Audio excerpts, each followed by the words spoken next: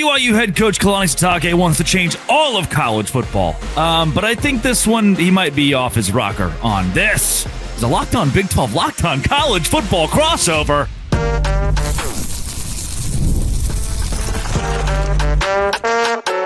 You are Locked On Big 12, your daily podcast on the Big 12 Conference. Part of the Locked On Podcast Network, your team every day.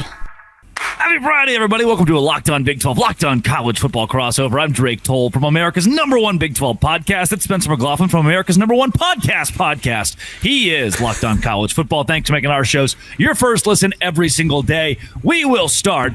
Kalani Sitake wants to... No more Southern Utah, no more Wofford, no more UAB. Destroy the mid-major schools, only play Power 4 opponents with your 12 games in your college football schedule. I think that's very silly, and I will explain why. I think, Spencer, it doesn't happen often. Lightning's going to strike here. We're going to agree on something. Then Kyle Whittingham had some wild quotes at Big 12 Media Days saying, yeah, I really wish I could have retired, but they wouldn't let me. My heart and soul. But we sucked so bad, I just couldn't leave on that note. It was crazy. Then 5+11, and even more so than 5+11, just Brett Yormark looking at the Big Ten and the SEC and saying no. He put his foot down. Maybe that's a bold decision that gets him in trouble in a couple of years. We'll hit all of those things if you hit subscribe. We get to keep our jobs. Kalani Sitake comes out on the podium and says, hey, what if instead of having these week non-conference games, you have 9 scheduled conference contests, 3 out of conference against the SEC, the Big Ten, and the ACC. Spencer, I want to open this up with a question for you. I know you love preguntas. My question is, BYU is 10-2. Their non-conference games were Wake Forest, LSU, Indiana. They lost to LSU and Indiana. They're 10-2. 9-0 in conference here. 10-2 in a vacuum. We'll put that aside. BYU's 12-0. Their 3 non-conference games were Wake Forest, Wofford, and Southern Utah. Does 12-0 BYU go to the college football playoff guaranteed? Does 10-2 BYU go to the college football playoff guaranteed? Well, I understand the hypothetical you're asking. The one you actually laid out, they would get in either situation. Because No. Drake, in both situations, they'd be a conference championship game participant. Sure. And if you are a 10-3, I suppose the 10-3 scenario would technically be dicey, but no, 12-1 would get you into the college football playoff automatically. I see the point that you're raising, though. I want to commend Kalani Sitake here, because to go out and propose just a gangbuster of an idea where everyone plays everyone, that's different than what I have long proposed for college football scheduling.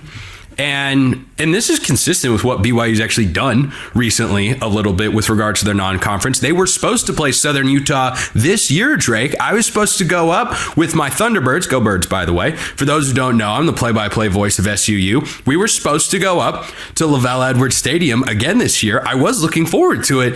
They canceled the game and bought them out of it to put a higher quality opponent on the schedule. So clearly, this is something they do care about a decent amount. But what I have long proposed for college football is schools should not set their own non-conference slates.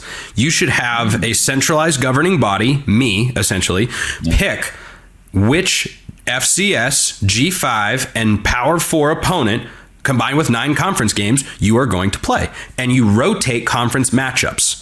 And you do it for 2-year stretches so that you get a home and home with whoever you get matched up with in accordance with where you finished in your conference standings the year prior. For example, if you did the Big Ten and SEC starting this year, Oregon would play Georgia at Georgia this year, at Oregon next year, and then it would rotate, and it would be the Big Ten and the ACC, and the Big Ten, and you just keep going down the list. Okay, so that's my idea. Now, what Sitake is getting at here is really a fantastic idea, which is giving people more high-quality games to watch. Now, financially, I am not a fan, because buy games, more for FCS than Group of 5 schools, but certainly it matters for them too.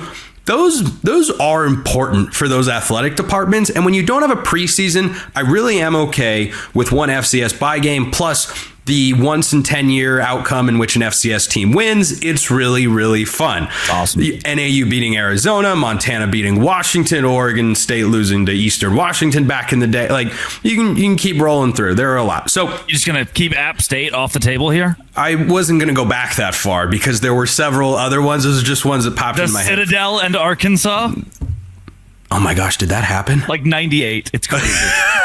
That's awesome. Anyway, so I applaud the mentality. This will never happen. Coaches and athletic directors will never let this happen, where the Power Four conferences would all play each other for one of their 3 non-conference games. That'll never transpire. But what I like about what he said is it's just furthering the idea. It's like when a political candidate wants to move the needle on a particular issue, and so they come at it and say, I'm going to be at the extreme end of it, and you're going to think about this extreme end of it over and over again, so that the issue that's like center, left, or right of what I'm trying to actually get you towards seems more reasonable and more tenable in the eyes of the American people. Did you like that metaphor? I like that. I think we're believing in ourselves a little bit too much here. I get it. This is the third tier bully on the playground being like, yeah, well, I think I should fight everybody. And you're like, wait a second. If the SEC wanted to do this, if LSU or Ohio State or somebody said, hey, our philosophy is let's play the best all the time. Yeah, you probably could do that with great success year in and year out. If BYU's schedule in a given year features 3 non-conference opponents that are Ohio State, NC State, and say Arkansas, that's a tough slate compared to trying to have an easy landing spot early on against a Utah State, even. We're going, hey, this is good competition. That's Pac-12 bound Utah State to you. But it's not playing, Ohio State.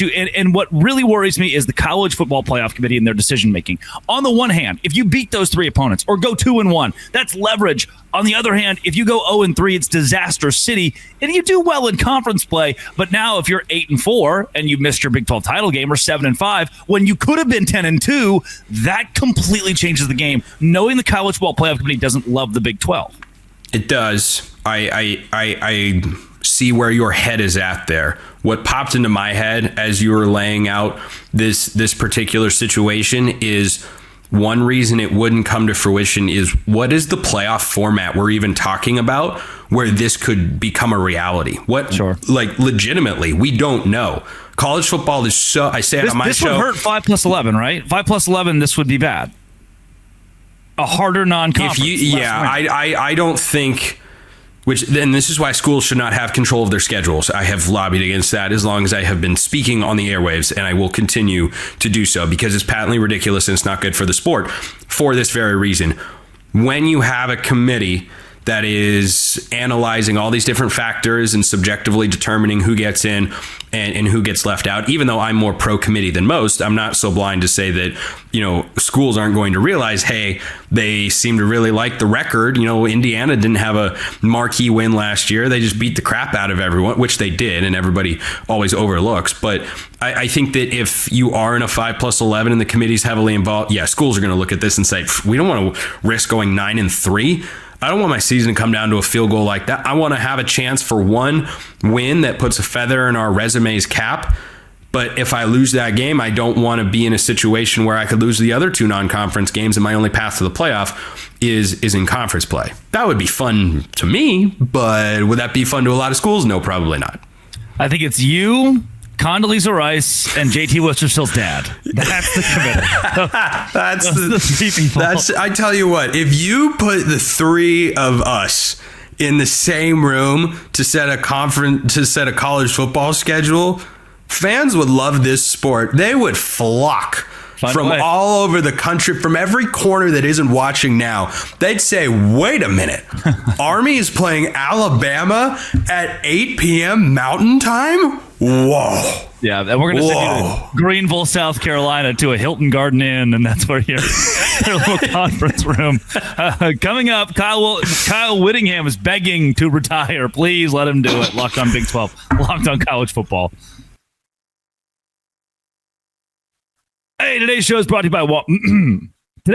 by Monarch Money. Why? Because I'm 24 and I'm really bad at the whole money thing. I look at my account and it says, "Oh, your money's gone." Why? Because I go to all of the 4 of the apps where I can order food online and it comes to my doorstep, and I spend way too much money on it. This is more than just a budgeting app, though. It's your own personal CFO. You can stop just managing money, start building wealth. It's like an accountability thing for me. I can look and be like, shouldn't have bought that. And then the next time I go to buy it, I'm like, oh, reminder, I shouldn't have bought it last time. Don't buy it this time. You can also share your finances with your partner. It's super easy, easier than ever, actually. And everything's in one app. You don't have like 3 or 4 you're balancing. Take control of your finances with Monarch Money. Use code LOCKEDONCollege at monarchmoney.com for 50% off your first year. Monarchmoney.com, code LOCKEDONCollege for half off your first year with Monarch Money. Spencer McLaughlin of Locked On College Football. There are many. You of all people probably do need Monarch Money. I do. You would be the guy. Like if we had a straw poll here at the Locked On Network of which host most needs Monarch Money to get his life in order, it would be you. That's me. I don't know who's second. Maybe you. No way. Maybe, actually. They're Mountaineer Paul. We're just going to give Paul Monarch Money free subscription for a year. Okay, Paul is second. April comes around. It's April 17th, and Paul goes, when's tax day again? What? Yeah. All right, Monarch Money, Paul. Spencer McLaughlin, Locked On College Football. Kyle Whittingham, one of the great one-off comments from Big 12 Media Days. Somebody asked him, they're like, hey, did you consider retiring? And in essence, he was like, yes, please. It's all I wanted to do. He alluded to the fact he would have retired if Utah had a successful season, insinuating he's ready. Like the day is here. The Reaper is at his doorstep saying, Kyle, it's okay. Come home into the light. But he was like, that was such a bad year. I had to come back. They're not ready for Morgan Scalley to be the head coach. He wants to have the reins over a winning Utah team. Now, they have the best offensive line in the Big 12 this year. They've got a proven quarterback at the group of 5 level. So they're going to be they could be solid. They could be solid enough for Kyle Whittingham to say, thank you. Finally, I can go. On the other side, if they go 4-8, is he like, God bless, I got to do it again, don't I?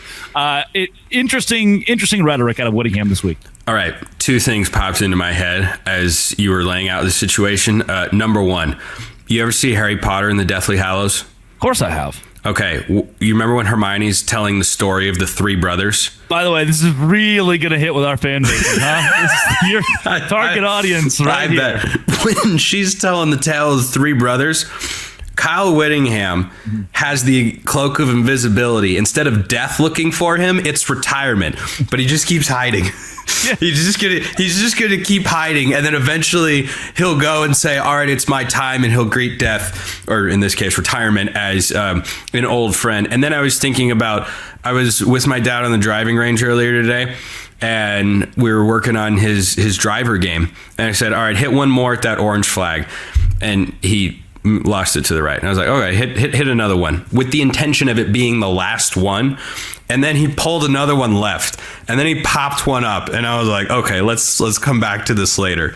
This is what Whittingham's going to do as Utah's head coach. He's going to be, all right, well, that we stunk that year, so that can't be the last. And then next year, 7-5. No, I can get to a conference championship. He's just going to keep going until he finds that one good driver that is sufficient for him to say, you know what, I feel good to walk away from the range now. That's what's going to happen. The honesty of this comment, I think, is great, first of all. Second of all, I get it. When you've been so good for so long, you want to have the Peyton Manning NFL walk-off. He wins the Super Bowl. He wasn't his best. Brock Osweiler was mostly a better quarterback than him, but he found a way. He won a Super Bowl and said, all right, this feels good, and we're going off as a winner. And Brady didn't win a Super Bowl, but he was in the playoffs the last year of his NFL career, and now he's a middling at best NFL color commentator. So I think that's what everyone naturally kind of looks for. But I'm looking around the Big 12, and yeah, Utah can win within the next couple of years. Their formula hasn't changed. They need to stay healthy at quarterback. That's it. That's been their problem the last couple of seasons. But I look around the Big 12 and go, boy, Texas Tech's recruiting like nobody has before in this conference. I mean, they just got Felix Ojo. That's pretty big deal. Hey, Colorado in a couple of years might be pretty good. You know, they're going to bring in talent every. Hey, BYU's got big investment. It's not going to be easy. Oh, Willie Fritz. I don't. Yes, I love the Willie Fritz love. I love for Willie Fritz. I really do. So I look around this conference and wonder what is going to be the good enough driving range shot to make him walk away. Is it 8-4? Is it 6-6 and win a bowl game and say, you know what, I won the Frisco Bowl, I'm done? Is that what he wants to end with? I don't know. All we do know is 5-7 wasn't good enough, and he's got. So is it bowl eligibility? Does he need to beat BYU? What if he goes? Think about this. What if he goes 9-3, barely misses the playoff, wins a bowl game, 10-3, but he lost to BYU? Does he leave? I don't know. The quote from Whittingham was, I couldn't stomach going out with that season, as frustrating as it was, as discouraging as it was. And then he says, it didn't sit well with anybody, but most of all me. So I thought, hey, that's not going to be the final act. I've got to come back and try to get the ship right and get back on track. Yeah. You set that standard once. Yeah. You can keep resetting your expectations there. It's like people who are going to retire. Oh, I'm retiring at 65. 65 rolls around. If I just work for 2 more years, I can put another couple million in the bank. Boy, I tell you, they wanted me back, and I don't really know what I do in retirement. Like, these things can snowball. I don't know that they will for him. That quote snowballs to me. He could have approached this in a different way and just said, hey, the light of my life has not gone out. There's a spark here, and I'm excited, and you know, I feel like the day will come. If I'm Kyle Whittingham, I say the day will come, certainly, but I feel like I've still got it. This was more of, yes, I am ready. I would have done it. But because we lost, I'm back. And almost specifically laying out, if we keep losing, I'm going to have to keep coming back. Which, if anybody is looking at this saying, please stop talking, it's Morgan Scalley, who is the head coach in waiting. Yeah. And Whittingham said on the podium at Big 12 Media Days 4 different times, he's like, and obviously coming back is Morgan Scalley, the head coach in waiting. That's in contract. He's the head coach in waiting. He kept saying it over and over. Like, if Whit stays 2 more years, and I don't think this won't happen, and he goes 3-9 in both of them, congrats. Here's your new head coach. He's the guy's lead assistant. That's not going to go well. Think about this. What if he goes 5-7 again this year, but thrashes BYU on their home field? Oh. And then because of the academic thing, they get into a bowl game, and there they are in. Does he call it there? I truly, I'm not BSing anybody here, Drake. If Utah wins that football game and they get to a bowl, he is not Utah's head coach right now. I think it was that game. Look at the way he walked out of it after the press conference, man. Threw a chair. He threw it. When has Kyle Whittingham gone Bobby Knight on us, man?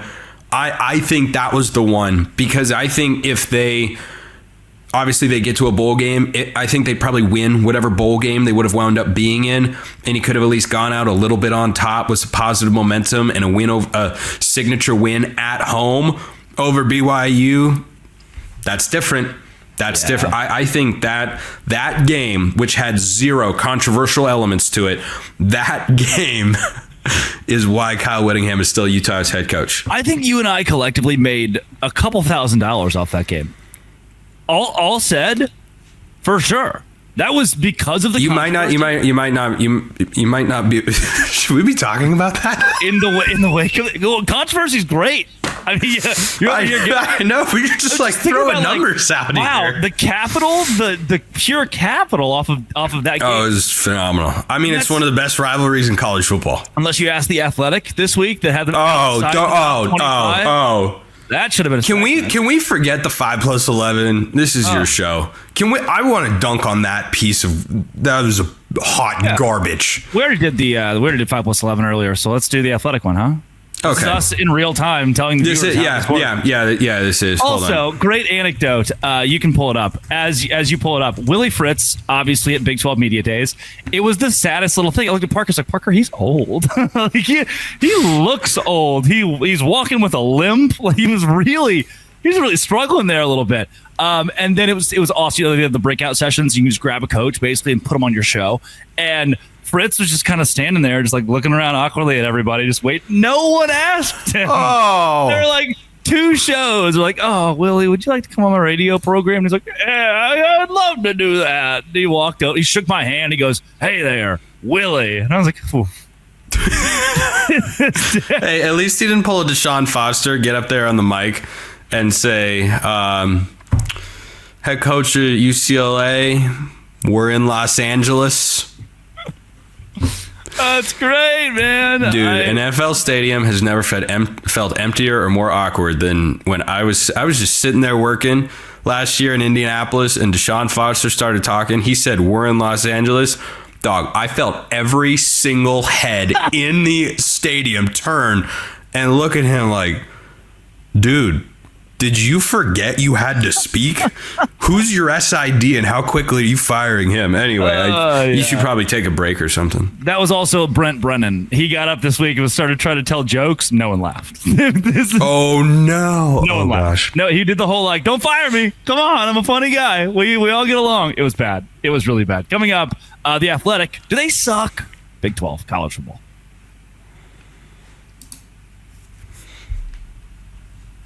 Anarchy, craziness. The Athletic releases its top 25 rivalries in college football. And obviously, the Holy War, the Big 12's best rivalry, something that helps the economy of both schools and communities, should be top 10. And our shows, remember, Drake, we're reminding people about that now. maybe their top 15 got snubbed out of the top 10, and we're kind of upset with that. No!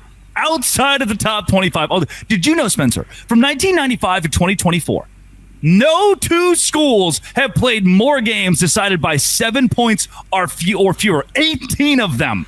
Ball State and Central Michigan, 17. BYU and Utah, 18 games in that span decided by 7 or less points. And the Athletic says we don't give a rat's butt. Okay.